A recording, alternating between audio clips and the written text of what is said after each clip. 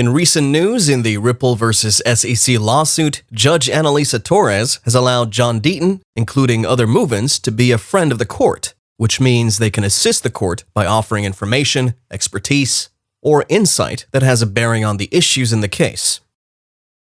This lawsuit has taken several twists and turns. The SEC has made multiple attempts towards avoiding court orders, content provision, and responses regarding several requested documents. However, just as we've earlier established, the SEC also seems to be lying about the Hinman speech, and more revelations have continued to hit the limelight.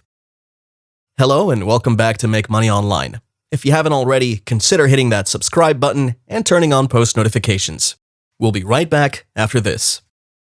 I'm here at Apollo HQ to talk about gold secured currency, also known as GSX.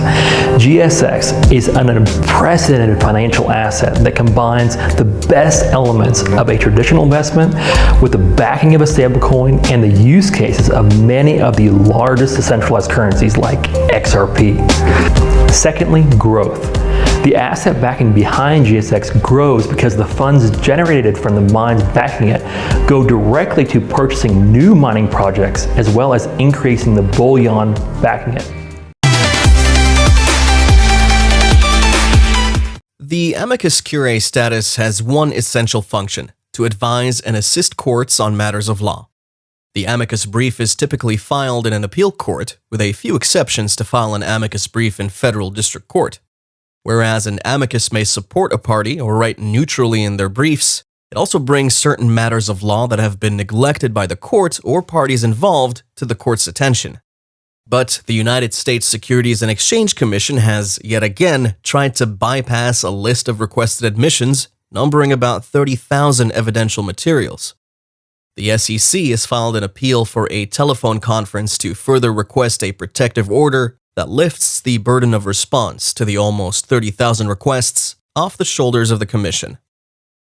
This is the Federal Rule of Civil Procedure, a rule that limits the evidential materials sought by a party during a discovery phase to only that which is of importance to the need of the case. Through this Federal Rule of Civil Rights, the court is expected to limit discovery if the burden and expense incurred during the production of the evidential materials exceed the likelihood of obtaining many benefits from the released materials. On those grounds, the SEC argued that the defendants' requests were highly disproportionate, therefore the process of responding to the defendants' demands would be too burdensome. Now we have the SEC labeling these requests from the defendants as abusive and unreasonable. Just as expected, all of the plaintiffs' allegations are always flawed. Yet, this isn't surprising at all. What is more worrisome is the fact that the court might be granting this motion. Why is this bothersome? Well, suppose we're to go a few months back, when the SEC had made a disproportionate request from Ripple to produce over 1 million pages of discovery, including emails, documents, text messages, and Slack messages for 33 custodians. The defendants filed an appeal to argue that the SEC's request understates the substantial discovery already received from Ripple, not to mention the hassle and offer of compromise that the defendants had to undergo to produce those messages from 9 custodians, with the primary focus on top-ranking members of the Ripple team with significant Slack usage levels. The SEC rejected the Ripple Council's offer and instead filed a counter-motion seeking additional Slack messages from those custodians who were neither deponents, trial witnesses, nor frequent users of Slack. What would you expect? That the court would be fair enough and grant the most reasonable request, right? Well, to our utmost surprise, the court granted the SEC's motion, as the agency went forth to plead that Ripple's failure to produce the complete Slack data was highly prejudicial, considering the received Slack messages hinted about a possible discovery in those messages yet to be provided. Furthermore, the court allowed themselves to be convinced by the financial watchdogs that the sought statements included discussions regarding Ripple's proposed mission to create speculative trading for its XRP token, the effect of the announcements made by Ripple onwards, the company's concerns as to such matters as the price of XRP, and the relationship between these XRP sales to the growth of Ripple and its overall business. Fast forward to this very moment, the SEC had offered the same plea as Ripple from a few months back, in what is seen by onlookers as an attempt to play the victim. hence begging the question, is the SEC's recent argument a burdensome one or just plain hypocrisy? It's not far-fetched to see why the Commission has lost its public face, as more and more of the agency's double-dealing regulatory procedures unfold. However, as we enter into the last quarter of the year, all seems to be going smoothly for the defendants rather than the plaintiff. Making statements such as the requests imposing a disproportionate and unnecessary burden is in itself pretentious coming from the SEC. Moreover, if the SEC didn't see that producing 1 million Slack messages would be a hassle for Ripple, why is the Commission expecting the court or the Ripple Council to think that the production of nearly 30,000 requests for admission would be much of a hassle either?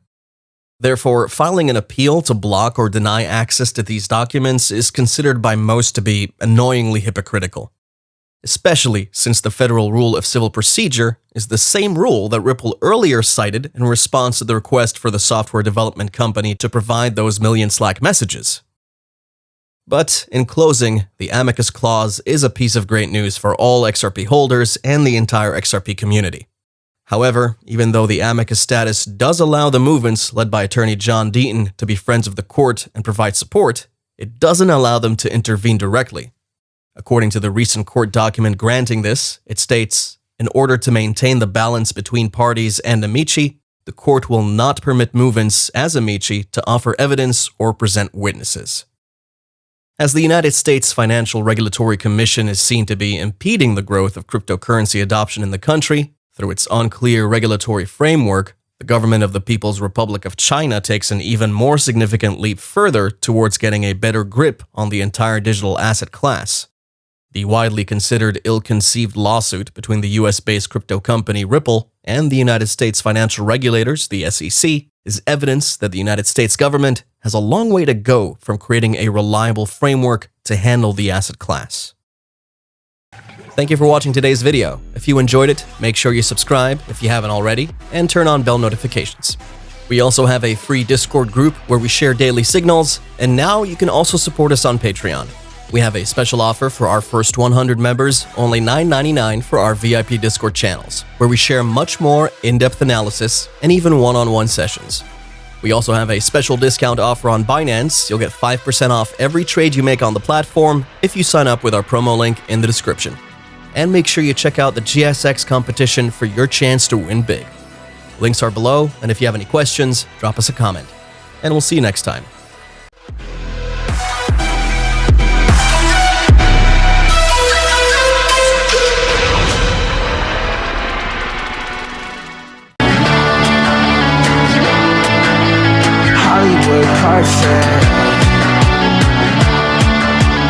That's how it goes. Hollywood perfect.